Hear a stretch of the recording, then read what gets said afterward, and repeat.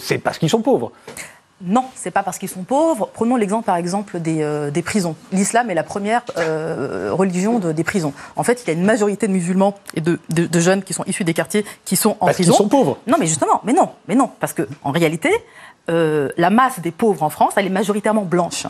Donc en fait, les classes populaires. Donc, si on suivait cette logique, il y aurait en prison une majorité de blancs. Or, c'est l'inverse qui se passe en prison. Pourquoi les choses sont inversées en prison? Parce qu'il y a ici une fracture raciale. Les jeunes des quartiers, les hommes en particulier, sont particulièrement visés par la police. Pareil pour les crimes policiers.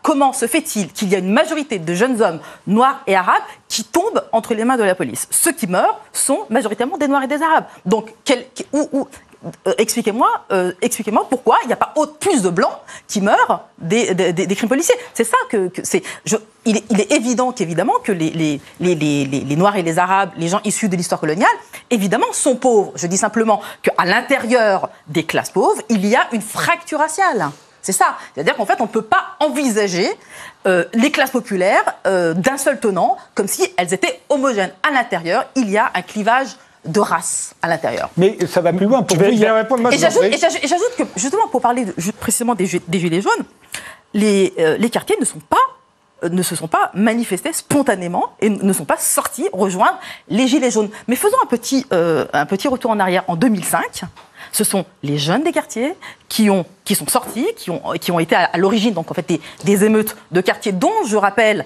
qu'elles sont consécutives à un crime policier, donc la mort de Ziad Ebouna. Ils n'ont pas été condamnés. À la suite de cela, ils n'ont peut-être pas été condamnés, mais c'est à la suite de ces deux crimes que les émeutes de banlieue ont eu lieu.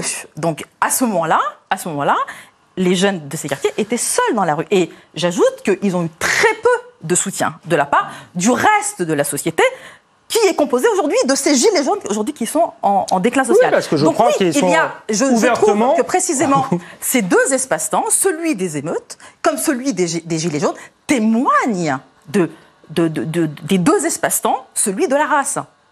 Témoigne de ça, témoigne du fait que les classes populaires, alors qu'elles vivent des choses en commun, effectivement, en termes de dégradation sociale, ne se rejoignent pas sur le terrain parce que, précisément, ce sont des corps indépendants socialement. Ce que vous dites dans votre livre, vous dites, entre les Blancs et nous, il y a la race.